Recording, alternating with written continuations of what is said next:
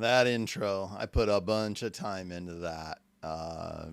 Those home movies, ones from when I was a kid, obviously. My grandma and grandpa Wherley opening up an exercise bike for Christmas. Their reaction is priceless. I don't know if it fits in this, but just cracks me up every time I see it.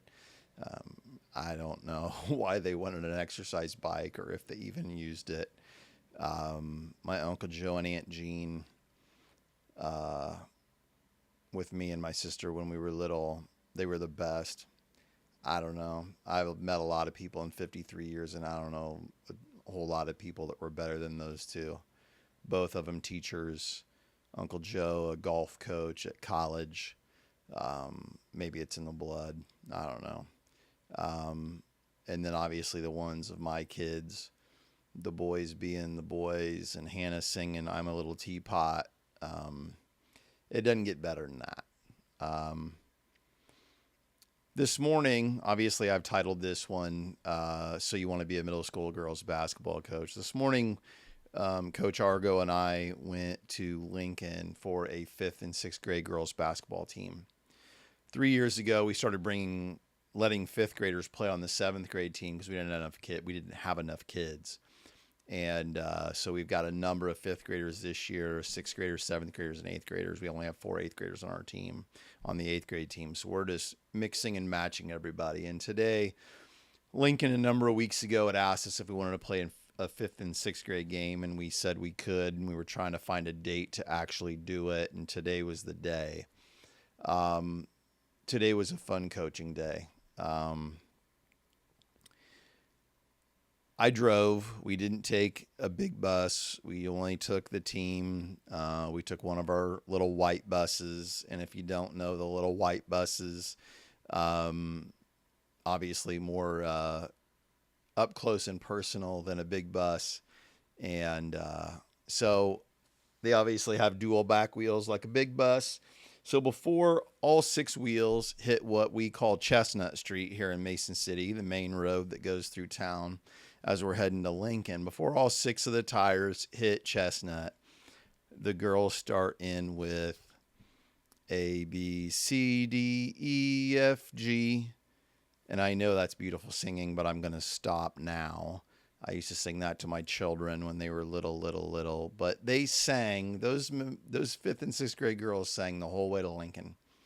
And by whole way, thank goodness it was only 25 minutes. But we got that. We got wheels on the bus with Coach Argo and my name worked into it. We got some Taylor Swift, I think. I don't listen to Taylor Swift, so I don't know any of her songs. If you're a Swiftie, don't come after me. I'm sorry, but I'm not in on that. Uh, Got a little "We Are the Champions." I will say good as good a job as the girls did singing. We don't have any Freddie Mercury's on the team. A little "Don't Stop Believin'" in there.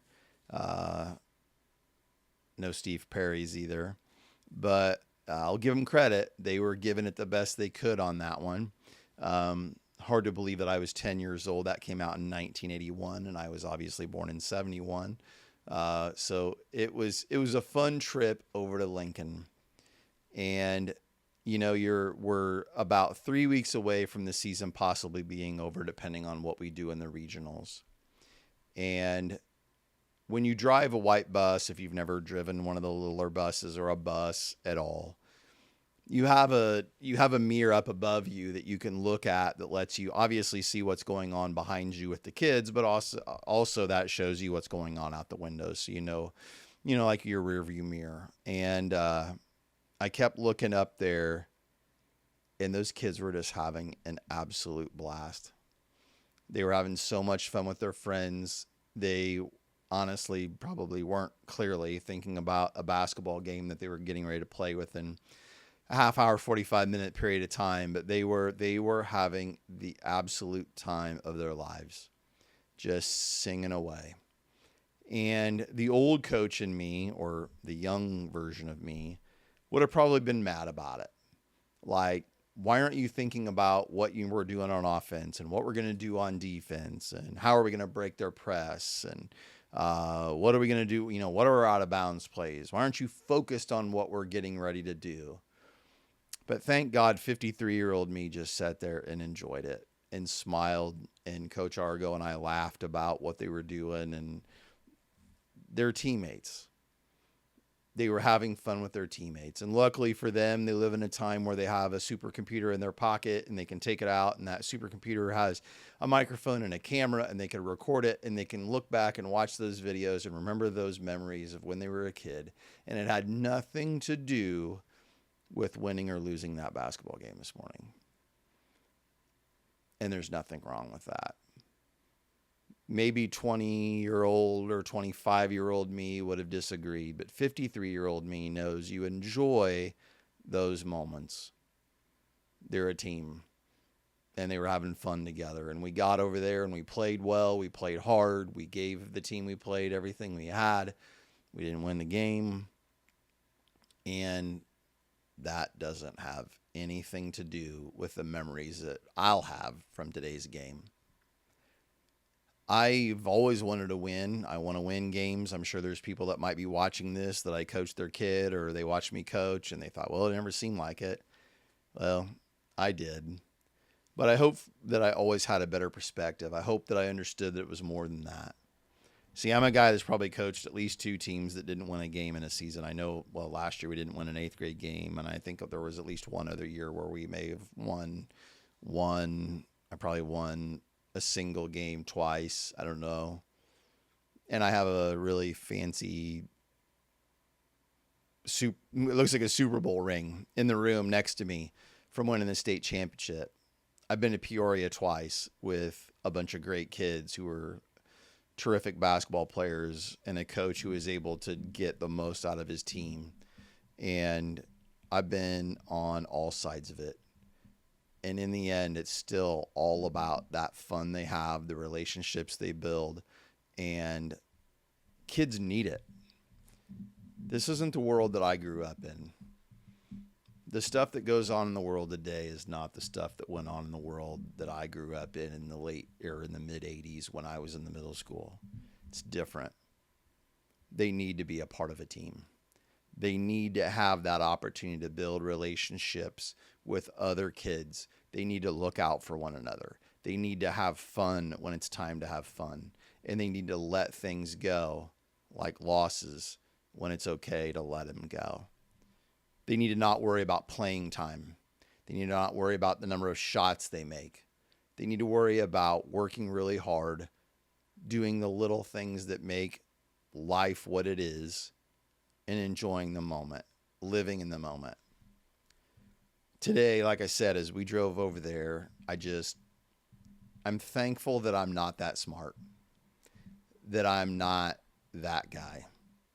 Because in that moment on the ride over, all I could think about was just how much fun they were having and how there's no place I would have rather been than on that bus watching a bunch of little kids have a good time and then go play their heart out and do the best they can. And then it's another podcast episode, so I'm going to keep this short, but I hope that they've spent the rest of this beautiful fall day, this November 2nd, where there's not a cloud. Look out the window right now. There's not a cloud in the sky.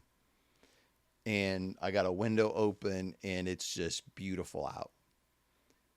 I hope they've had the best day thinking about not the score of the game or how many shots they did or didn't make, how many times they turned it over, how many times the person they were guarding scored. I hope they think back about today and they think about the bus ride and how much fun they had playing with the people that they've spent the last month and a half, 2 months playing basketball. Because in the end, I can tell you honestly, that's all that matters. I've had people tell me I needed to write a book, and one of the reasons why I've started doing it this way is when I go back and look at the things that I've written, I find all these typos. And if I misspoke in this, I obviously corrected it, and I would find things that I wished I would have changed. There's nothing about this I would have changed, and today's another one of those days. God has blessed me with a great life and the opportunity to be a coach and be a teacher and have the opportunity to have hopefully some sort of impact on a number the kids that I've come in contact with in the 22 years that I've been at Illini Central and the years that I was at the home that I love so much. Um, Today was a great day.